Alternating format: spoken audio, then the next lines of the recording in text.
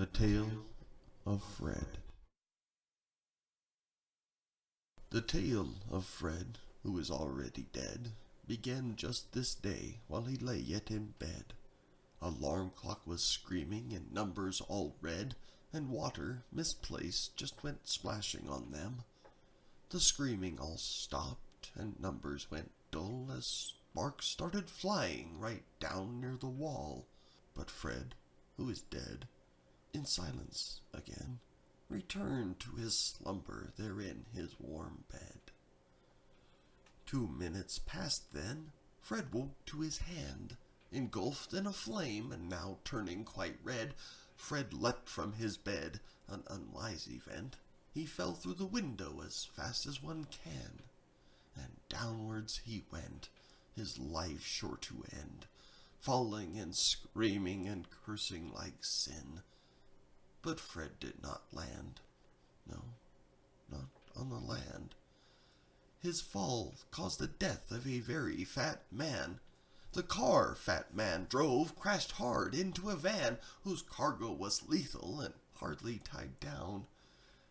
The airbags exploded when those cars impacted and launched our friend Fred clear to 7th and Temple, where under the steeple 500 good people heard Fred screaming loud and crash right through the window and land on a pastor who just spoke the louder that what we lust for we swiftly encounter. And then our friend Fred, who had never got dressed, stood up on the altar and sins he confessed, yet failed to mention the recent transgression of showing his Peter to God's congregation. He lacked comprehension that transgressions mentioned in vivid description would cause an erection, which caused nunly blushing and priestly frustration, then general riot in God's peaceful kingdom, with cameras filming and pews overturning. The van down the street just then took to exploding, which wasn't so bad for our troubled friend Fred, till the gas line it ruptured met burning incense, and launched all God's people like rocks through the windows, and Fred flying skyward encountered the steeple, which landed with Fred down near 15th and Vine, and with it took down the high-tension lines, which went in a pond where some rare fish reside, without the permission of state wildlife.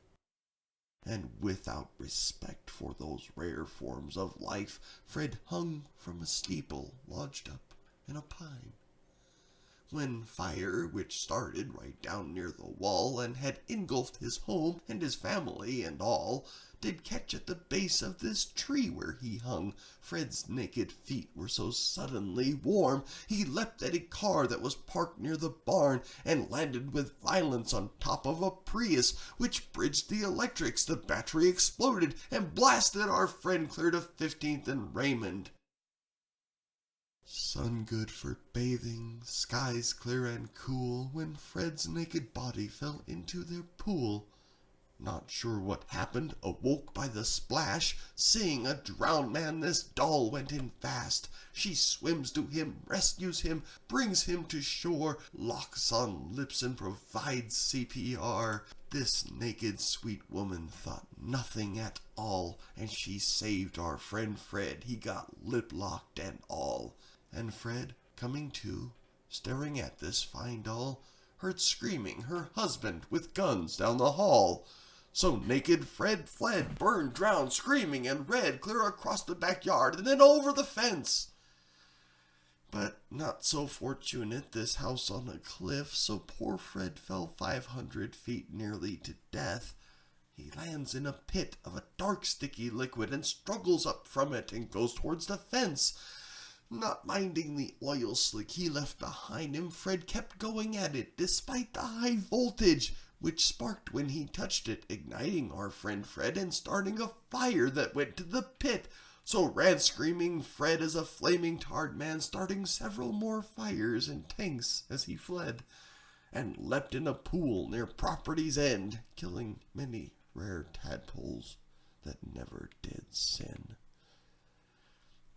And got out again, and he to the road went, and sees hundreds of cars full of frightened grown men, just as fast as they could, as tortoises go, for grandmas and Asians all crashed as they drove right by the pipes in the gathering smoke, in the fire by Fred, which might soon kill them all.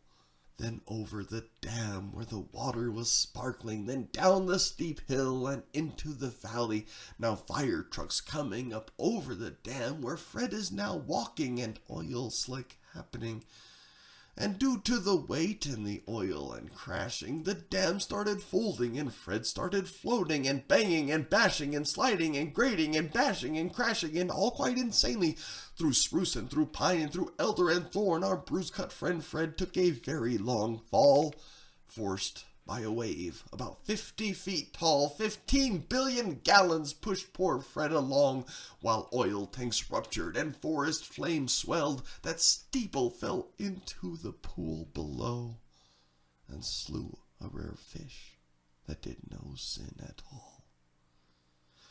While Fred and his wave reached the valley below, and our tarred friend Fred was now surfing on third, when water exploded about from the sewer, sent tarred shitty Fred way up high in the air, where somehow he grabbed Channel 4's helicopter, whose pilot reacted completely in terror at screaming tarred Fred, who resembled a monster. While screaming in terror, he jerked the controller, then somehow the cabin was over the rotor, then clipped a Blue Angel whose descent was final, whose course was now aiming at one missile silo. So let go poor Fred as the chopper descends, and Fred lands directly in fresh-poured cement. Before our friend Fred can find air with his head, the Blue Angel's landing erupts in the heavens, destroying the base and soldiers and weapons, and half of the city is utterly flattened, and 7 large trees used by birds in migration. And when Fred emerged, most the water abated by nuclear heat and by evaporation, but seems now the city is depopulated. Then fell Fred, who didn't check, who failed to read. Please watch your step. Poor Fred fell and broke his neck. But Fred is not dead. No, not yet. He crawled by his teeth to the nearest drain vent, and when, just then, a drop of oil fell from Fred to down below, it slightly loosed the wrong soil, and great loud sounds are heard below as massive stones and earth parts fall. Buildings and roads disappear. Opens there a massive hole bordered round by canyon walls, and Fred, on the edge, lie there watching it all, in clear disregard for the rule of law. For there, in the road, Fred is hit by a car.